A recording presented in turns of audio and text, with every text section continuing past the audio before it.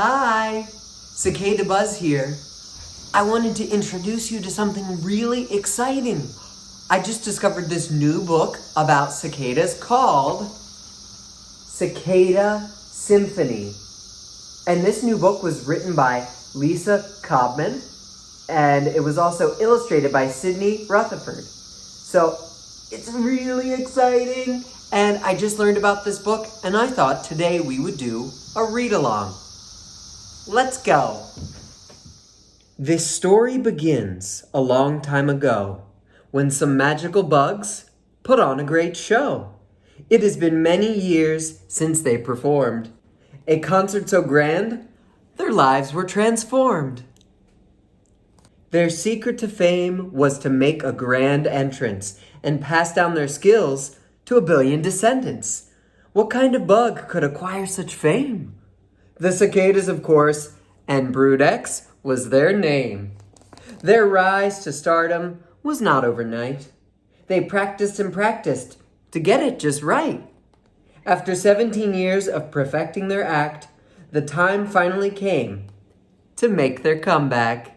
Fate soon took over, and one starry night, the mood and the weather just felt so right. And when the ground temperature reached 64, there was no holding back. They'd wait no more.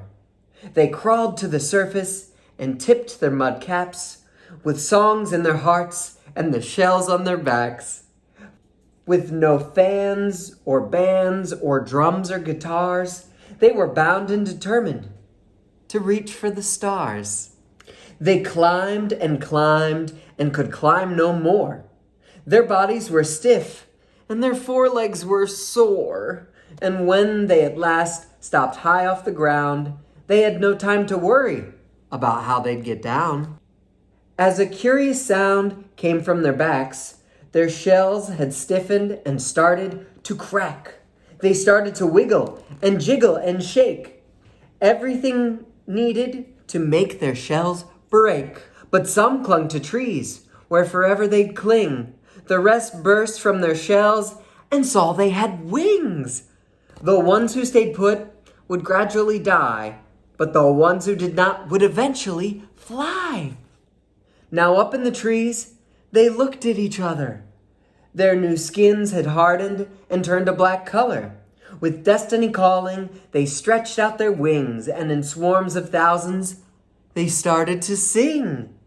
The males sang a chorus so great and so grand, the females all swooned and cheered on the band.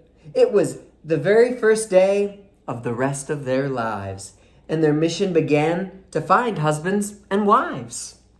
It was finally time to find their true love, that special someone sent from above. There was no one or nothing to stand in their way, except every creature who saw them as prey, which, as it turned out, was about every critter that flew, that climbed, that swam, and that slithered. The bats and the birds, the squirrels and the frogs, the snakes and the lizards, and pet cats and dogs. So how would they live to tell this great tale? They'd emerge in a swarm of biblical scale. While some would end up in the bellies of beasts, most would achieve an incredible feat. The cicadas who managed not to get eaten had beaten the odds for only one reason. They must fall in love and have plenty of children, not one or two, but hundreds of millions. With tons of cicadas dotting the sky, how would a lady find the right guy? With something inside her she knew all along, the right guy would find her with just the right song. When she first listened, she'd heard nothing sweeter. She flicked her wings and flew up to meet her. He sang her a love song, then tapping his legs, said, "I love you so much. Now, let's make some eggs." In little white eggs that came from within, the mom knew her babies' lives would begin. Into the branches, she carved a warm nest and lovingly placed the eggs there to rest. With that final act, her life was complete. Her soul heard a song so clear and so sweet, She then disappeared into the night air and met her true love, who was already there. For over a month, the small eggs would grow, tiny reminders of the great show that just weeks before brought their parents together. The chorus of songs would live on forever. The eggs finally hatched and the nymphs were inside. New baby cicadas were starting their lives. They crawled to the tree tips, took one look around. In a huge leap of faith, they fell to the ground.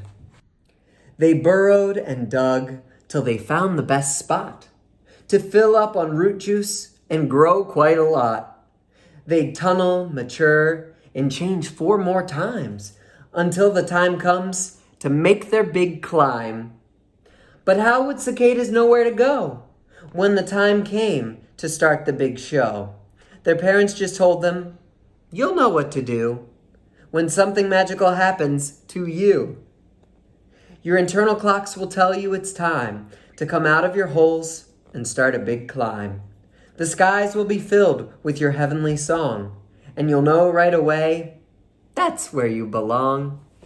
They'll sing the same songs and walk the same path, the one that their parents took in the past. Every step that they take from their moment of birth results in the largest bug outbreak on Earth. It's a story of romance and coming of age, a tale of great legends taking the stage, a glimpse into one of the world's great mysteries, the return of Brood X, those strange bugs of history. The end. Well, I really hope you enjoyed Cicada Symphony. It's one of my new all-time favorite stories. And if you'd like to learn more about cicadas or get involved with tracking the Brood X emergence, please visit cicadasafari.org. Bye!